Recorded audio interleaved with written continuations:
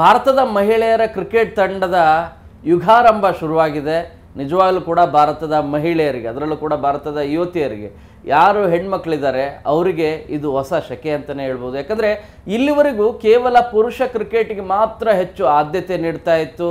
Even BCCI board ಕೂಡ ಅದೇ ರೀತಿಯಾಗಿ ಅವರಿಗೆ ಕೊಟ್ಟಷ್ಟು ಸೌಕರ್ಯಗಳು, ಅವರಿಗೆ ಕೊಟ್ಟಷ್ಟು ಆರ್ಥಿಕ ಸಂಪನ್ಮೂಲ ಅದೇ ಭಾರತದ ವನಿತೆಯರ ತಂಡಕ್ಕೆ ಕೊಡ್ತಾ ಇದ್ದಿದ್ದಿಲ್ಲ. ಅದು ಜಗಜ್ಜಾಹೀರ ಕೂಡ ಆಗಿತ್ತು. ನಿರ್ಭೀತ, ನಿಷ್ಪಕ್ಷಪಾತ, ವಿಶ್ವಾಸಾರ್ಹ ಸುದ್ದಿಗಳಿಗೆ ಮತ್ತೊಂದು ಹೆಸರಾಗಿರುವ News18 ಕನ್ನಡ ಈಗ ಆಪ್ನಲ್ಲೂ ಲಭ್ಯವಿದೆ.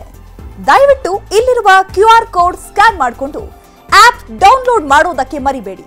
ನಿಮ್ಮ ಬೆಂಬಲ ಹೀಗೆ ಸದಾ ನಮ್ಮೊಂದಿಗಿರಲಿ. ಧನ್ಯವಾದ. ಜನರು ಕೂಡ ಅತಿ ಹೆಚ್ಚು ಚರ್ಚೆ ಮಾಡ್ತಾ ಇದ್ದು ಮತ್ತು ಅತಿ ಹೆಚ್ಚು ಕ್ರಿಕೆಟನ್ನು ಮ್ಯಾಚನ್ನು ವಾಚ್ ಮಾಡ್ತಾ ಇದ್ದು, ನೋಡ್ತಾ ಇದ್ದಿದ್ದು ಮೆನ್ಸ್ ಕ್ರಿಕೆಟ್ ಟೀಮ್ಗೆ. ಅದ್ರ ಬಗ್ಗೆ ಹೆಚ್ಚು ಚರ್ಚೆ ಆಗ್ತಾ ಇತ್ತು. ಆದರೆ ಈ ಬಾರಿಯ ವರ್ಲ್ಡ್ ಕಪ್ಪಲ್ಲಿ ಸೆಮಿಫೈನಲಲ್ಲಿ ಆಸ್ಟ್ರೇಲಿಯಾದ ವಿರುದ್ಧ ಇಂಪಾಸಿಬಲ್ ಚೇಸ್, ಒಂದಲ್ಲ ಎರಡಲ್ಲ 338 ರನ್ ಚೇಸ್ ಮಾಡೋದು, ಅದು ಆ ರೀತಿಯಾದಂಥ ಪ್ರೆಷರ್ ಮ್ಯಾಚಲ್ಲಿ, ಅದು ನಾಕೌಟ್ ಮ್ಯಾಚಲ್ಲಿ, ಸೆಮಿಫೈನಲ್ ಮ್ಯಾಚಲ್ಲಿ ಇಂಡಿಯಾ ಆಡಿದಂಥ ರೀತಿ ಇದೆಯಲ್ಲ, ಅದರಲ್ಲೂ ಕೂಡ ಜಮೀಮಾ ರೋಡ್ರಿಗಸ್ನ ಶತಕದ ಆಟ ಇದೆಯಲ್ಲ, ಅದು ನಿಜವಾಗ್ಲೂ ಕೂಡ ಮೆಚ್ಚತಕ್ಕಂಥದ್ದು. ಅವರು ಟೀಮ್ 11ನಲ್ಲಿ ಇರ್ತಾರೋ ಇಲ್ವೋ ಅನ್ನೋ ರೀತಿಯಾದಂಥ ಸಿಚುವೇಶನ್ ಇತ್ತು. ಈ ಹಿಂದೆ ಅಪಮಾನ ಅವಮಾನ ಸಾಕಷ್ಟು ಆಗಿದ್ವು. ಅದು ಆ ವಿಷಯ ಏನೇ ಇರಲಿ, ಆದರೆ ಅವರು ನಾಕೌಟ್ ಪಂದ್ಯದಲ್ಲಿ ಸೆಮಿಫೈನಲ್, ಅದು ಆಸ್ಟ್ರೇಲಿಯಾದ ವಿರುದ್ಧ ಎಷ್ಟು ಬಾರಿ ವರ್ಲ್ಡ್ ಚಾಂಪಿಯನ್ ಆಗಿದ್ದಾರೆ, ಆಸ್ಟ್ರೇಲಿಯಾದ ವಿರುದ್ಧ ಸೆಮಿಫೈನಲ್ ಮ್ಯಾಚಲ್ಲಿ 338 ರನ್ ಚೇಸ್ ಮಾಡಿ ಕೊನೆಗೆ ವಿನ್ನಿಂಗ್ ಶಾಟನ್ನು ಹೊಡೆದಂಥ ಜಮೀಮಾ ರೋಡ್ರಿಗಸ್ ಈಗಲೂ ಕೂಡ ಆ ಕ್ಷಣಗಳು ಕಣ್ಮುಂದೆನೇ ಇದೆ. ಆಸ್ಟ್ರೇಲಿಯಾದ ವಿರುದ್ಧ ಯಾವಾಗ ಗೆದ್ವೋ ಆಗಲೇ ನಮಗೆ ಒಂದು ಪಾಸಿಟಿವ್ ವೈಬ್ಸ್ ಇತ್ತು. ಈ ಬಾರಿ ಇಂಡಿಯಾ ಗ್ಯಾರಂಟಿ ಫೈನಲ್ ಮ್ಯಾಚ್ ಗೆದ್ದೇ ಗೆಲ್ಲುತ್ತೆ. ಹೌದು, ದಕ್ಷಿಣ ಆಫ್ರಿಕಾ ಏನು ಕಡಿಮೆ ಇರುವಂಥ ತಂಡ ಏನಲ್ಲ. ಅಪ್ ಟು ನಿಮಗೆ 8th 9th ಡೌನ್ವರೆಗೂ ಕೂಡ ಕ್ರಿಕೆಟರ್ಸ್ ಇದ್ದಾರೆ. Bowling all-rounders, batting all-rounders, top batting orders ಇರುವಂಥ ಅದ್ಭುತವಾದಂಥ ಟೀಮ್ ಅದು. ಅದನ್ನು ಮಣಿಸುವುದು ಅಷ್ಟು ಸುಲಭದ ಮಾತಾಗಿದ್ದಿಲ್ಲ. ಆದರೆ ಆಸ್ಟ್ರೇಲಿಯಾದ ವಿರುದ್ಧನೇ ಇಂಪಾಸಿಬಲ್ ಚೇಸನ್ನು ಗೆದ್ದಂಥ ಭಾರತದ ವನಿತೆಯರ ತಂಡಕ್ಕೆ ಫೈನಲ್ ಮ್ಯಾಚ್ ಅಂಥ ದೊಡ್ಡ ಪ್ರೆಷರ್ ಬರಲಿಲ್ಲ. ಎರಡನೇದು ಟಾಸ್ ತುಂಬಾ ಇಂಪಾರ್ಟೆಂಟ್ ಆಯಿತು. ಆಶ್ಚರ್ಯ ಆಗ್ತದೆ ನನಗೆ, ಸೌತ್ ಆಫ್ರಿಕಾ ಟಾಸನ್ನು ಗೆದ್ದು ಬಾಲಿಂಗನ್ನು ಆಯ್ಕೆ ಮಾಡಿಕೊಂಡಿದೆ. ಬಹುಶಃ ಯಾವ ರೀತಿಯಾಗಿ ಮಳೆ ಬಂತು ಅನ್ನೋ ಕಾರಣಕ್ಕಾಗಿ ಆ ನಿರ್ಧಾರವನ್ನು ತೆಗೆದುಕೊಂಡ್ರೇನೋ, ಬಹುಶಃ ಅದು ಭಾಳ ದೊಡ್ಡ ಹೊಡೆತ ಆಯಿತು ಸೌತ್ ಆಫ್ರಿಕಾಕ್ಕೆ. ಇಂಡಿಯಾದ ಪಾಲಿಗೆ ಭಾಳ ಅದು ವರದಾನ ಆಯಿತು. ಮೊದಲ ಜೊತೆ ಆಟ ಅಂತೂ ನಿಮಗೆ ಆಶ್ಚರ್ಯ ಆಗುತ್ತೆ. ಸ್ಮೃತಿ ಮಂದಾನ ಜೊತೆಗೆ ಬಂದಂಥ ಶಫಾಲಿ ವರ್ಮಾ 21 ವರ್ಷದ ಹುಡುಗಿ. ಕಳೆದ ವಾರವಷ್ಟೇ ಮನೆಯಲ್ಲಿ ಅವರು ಕ್ರಿಕೆಟ್ ನೋಡ್ತಾ ಇದ್ರು. ನಮ್ಮ ರೀತಿ ನಿಮ್ಮ ರೀತಿ ಅವರು ವರ್ಲ್ಡ್ ಕಪ್ ನಾಕೌಟ್ ಪಂದ್ಯದಲ್ಲಿ ಆಡ್ತಾರೆ ಅಂಥೇಳಿ ಯಾರೂ ಕೂಡ ಇಮ್ಯಾಜಿನ್ ಮಾಡ್ಕೊಂಡಿದ್ದಿಲ್ಲ. ಆದರೆ ಅವರಿಗೆ ಅವಕಾಶ ಸಿಕ್ತು. ಆ ಅವಕಾಶವನ್ನು ಎಷ್ಟು ಅದ್ಭುತವಾಗಿ ಬಳಕೆ ಮಾಡಿಕೊಂಡ್ರಂದರೆ, ನಾಕೌಟ್ನ ಆಸ್ಟ್ರೇಲಿಯಾದ ವಿರುದ್ಧ ಆಡಿದಂಥ ಮ್ಯಾಚಲ್ಲಿ ಅವರು ಫೇಲ್ಯೂರ್ ಆದರು. ಆದರೆ ತುಂಬ ಮಹತ್ವವಾದಂಥ ಪಂದ್ಯ, ಫೈನಲ್ ಪಂದ್ಯದಲ್ಲಿ ಆಡಿದಂಥ ರೀತಿ ಇದೆಯಲ್ಲ, 87 ರನ್, ಅದು ಕೂಡ ಕಡಿಮೆ ಬಾಲ್ಗಳು, 74 ಬಾಲ್ಗಳಿಗೆ 5 4 2 6 ಜೊತೆಗೆ ಕೇವಲ ಇಷ್ಟು ಮಾತ್ರ ಅಲ್ಲ, ಬ್ಯಾಟಿಂಗ್ನಲ್ಲಿ ಮಾತ್ರ ಅಲ್ಲ, ಬಾಲಿಂಗಲ್ಲೂ ಕೂಡ 2 ಮಹತ್ವವಾದಂಥ ವಿಕೆಟನ್ನು ಪಡಿಲಿಕ್ಕೂ ಕೂಡ ಶಫಾಲಿ ವರ್ಮಾ ಅವರು ತುಂಬಾ ಯೂಸ್ಫುಲ್ ಆದರು. ಆಲ್ರೌಂಡ್ ಪ್ರದರ್ಶನ ಇಂಡಿಯಾದ ವನಿತೆಯರ ಪಾಲಿಗೆ, ಅದು ಕೂಡ ಭಾರತದ ಪಾಲಿಗೆ ತುಂಬಾ ಯೂಸ್ಫುಲ್ ಆಯಿತು. ಯಾಕಂದರೆ ದೀಪ್ತಿ ಶರ್ಮಾ ಕೂಡ ಆಡಿದಂಥ ರೀತಿ ಇದೆಯಲ್ಲ, ಅವರು 50 ರನ್ಸನ್ನು ಪೇರಿಸಿದ್ದು. ಯಾಕಂದರೆ ಸಂಕಷ್ಟದ ಟೈಮಲ್ಲಿ ಸ್ಮೃತಿ ಮಂದಾನ 45 ರನ್ಗೆ ಔಟ್ ಆದರು. ಹರ್ಮನ್ ಪ್ರೀತ್ ಕೌರ್ ಬಗ್ಗೆ ಭಾಳಷ್ಟು ಇಂಪಾರ್ಟೆನ್ಸ್ ಇತ್ತು ಮತ್ತು ಅವ್ರ ಮೇಲೆ ಭಾಳ ವಿಶ್ವಾಸ ಇತ್ತು. ಫೈನಲ್ ಮ್ಯಾಚಲ್ಲಿ ಅದ್ಭುತವಾದಂಥ ಆಟ ಆಡ್ತಾರೆ ಅಂತೇಳಿ. ಈ ಹಿಂದೆ ಫೈನಲ್ ಮ್ಯಾಚಲ್ಲಿ 147 ರನ್ ಅವರು ಪೇರಿಸಿದ್ದು ಈಗಲೂ ಕೂಡ ಮರೆಯುವಂತಿಲ್ಲ.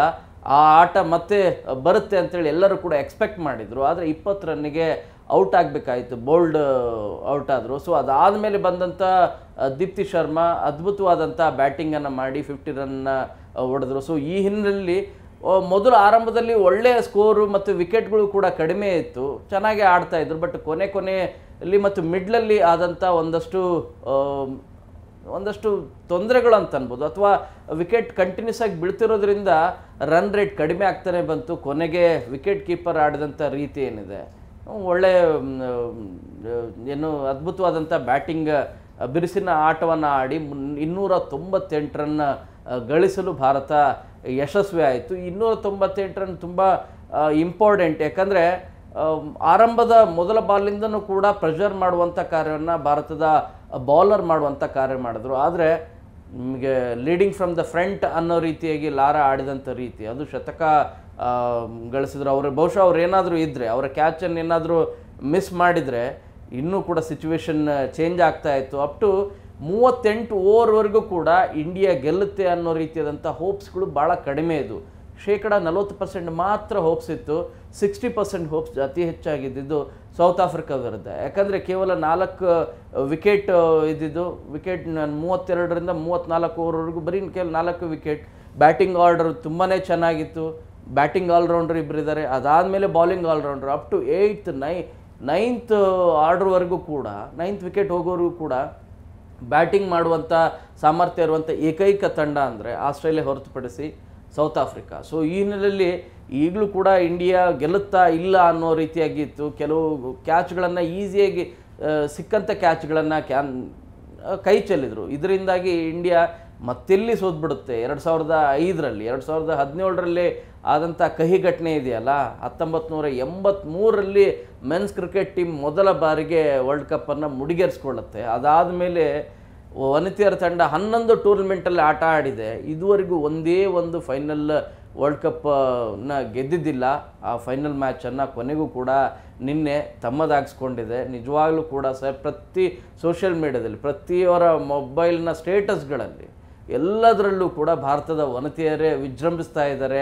ಅವರಿಗೆ ಶುಭ ಹಾರೈಕೆಗಳು ಬರ್ತಾ ಇದ್ದಾವೆ. ಈ ರೀತಿಯಾದಂಥ ಕನಸು ಪ್ರತಿಯೊಬ್ಬರು ಕೂಡ ಭಾವುಕರಾಗಿದ್ದರು. ಹರ್ಮನ್ಪ್ರೀತ್ ಕೌರ್ ಅಂತೂ ನಿಜವಾಗ್ಲೂ ಕೂಡ, ಯಾಕಂದರೆ ಈ ಹಿಂದಿನ ವರ್ಲ್ಡ್ ಕಪ್ಪಲ್ಲಿ ಆಡಿದ ಫೈನಲ್ ಮ್ಯಾಚ್ ಸೋತ ಆ ಕಹಿ ಘಟನೆ ಇದೆಯಲ್ಲ, ಅದನ್ನು ಯಾವತ್ತೂ ಕೂಡ ಮರೆಯೋಕ್ಕಾಗ್ತಾ ಇಲ್ಲ. ಪ್ರತಿಯೊಬ್ಬರನ್ನು ಮಾತಾಡಿಸುವಂಥ ಸಂದರ್ಭದಲ್ಲೂ ಕೂಡ ತುಂಬಾ ಎಕ್ಸೈಟ್ ಆಗಿದ್ದರು. ಮತ್ತು ಅವರ ಎಮೋಷ್ನಲ್ ಅಟ್ಯಾಚ್ಮೆಂಟ್ ಏನಿತ್ತು, ಇಂಡಿಯಾ ಫೈನಲ್ ಮ್ಯಾಚ್ ಗೆಲ್ಲಬೇಕು, ವರ್ಲ್ಡ್ ಕಪ್ ನಾವು ತರಬೇಕು ಅಂತೇಳಿ, ಅದು ನಿಜವಾಗ್ಲೂ ಕೂಡ ಮಿಥಾಲ್ ರಾಜ್ಗೆ ವರ್ಲ್ಡ್ ಕಪ್ಪನ್ನು ಕೊಟ್ಟರು. ಇದಕ್ಕೆಲ್ಲ ಸಾಕ್ಷಿಯಾಗಿದ್ದು ಎಂತೆಂಥ ದಿಗ್ಗಜರು. ರೋಹಿತ್ ಶರ್ಮಾ ಸಾಕ್ಷಿಯಾಗಿದ್ದರು. ಅದ್ರ ಜೊತೆಗೆ ಕ್ರಿಕೆಟ್ನ ದಂತ ದೇವರಂತಲೇ ಹೇಳುವಂಥ ಸಚಿನ್ ತೆಂಡೂಲ್ಕರ್ ಇದ್ದರು. ಅವ್ರ ಕುಟುಂಬದ ಸದಸ್ಯರಿದ್ದರು. ಎಂತೆಂಥ ದೊಡ್ಡ ಗಣ್ಯರಿದ್ದರು. ಇಡೀ ಮುಂಬೈನ ಪಾಟೀಲ್ ಗ್ರೌಂಡ್ ಏನಿದೆ ಫುಲ್ ಚಕಾಚಕಿ, ಒಂದೇ ಒಂದು ಸೀಟ್ ಕೂಡ ಖಾಲಿ ಇದ್ದಿಲ್ಲ. ಈ ರೀತಿಯಾದಂಥ ಸಪೋರ್ಟ್ ಬಹುಶಃ ಮೆನ್ಸ್ ಟೀಮಿಗೆ ಮಾತ್ರ ಸಿಗ್ತಾ ಇತ್ತು. ಆದರೆ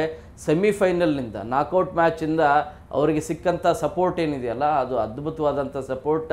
ಹರ್ಮನ್ಪ್ರೀತ್ ಕೌರ್ ಹೇಳಿದಂಥ ಒಂದು ಹೇಳಿಕೆಯ ಮೂಲಕ ನಾನು ಈ ವಿಡಿಯೋನ ಅಂತ್ಯ ಮಾಡ್ತೀನಿ. ಇದು ಆರಂಭ, ಇದು ಅಂತ್ಯ ಅಲ್ಲ ಅನ್ನುವಂಥ ಹೇಳಿಕೆ ಇದೆಯಲ್ಲ, ಅದು ನಿಜವಾಗ್ಲೂ ಕೂಡ ತುಂಬಾ ಯೂಸ್ಫುಲ್. ಯಾಕೆ ಅಂತಂದರೆ ಭಾರತದ ವನಿತೆಯರ ಮಟ್ಟಿಗೆ, ಯಾಕಂದರೆ ಅವರಿಗೆ ಕೊಟ್ಟಂಥ ಪ್ರೋತ್ಸಾಹ ಏನಿದೆಯಲ್ಲ ಭಾಳನೇ ಕಡಿಮೆ. ಕಂಪ್ಯಾರಿಸನ್ ಮಾಡಿದರೆ ಪುರುಷ ಟೀಮ್ಗೆ ಕೊಟ್ಟಷ್ಟು ಇಂಪಾರ್ಟೆನ್ಸ್ ಮಹಿಳೆಯರ ಕ್ರಿಕೆಟ್ ತಂಡಕ್ಕೆ, ಅದು ಟೀಮ್ ಇಂಡಿಯಾದ ಮಹಿಳೆಯರ ವುಮೆನ್ಸ್ ಟೀಮ್ಗೆ ಕೊಟ್ಟಂಥ ಇಂಪಾರ್ಟೆನ್ಸ್ ತುಂಬಾ ಕಡಿಮೆ.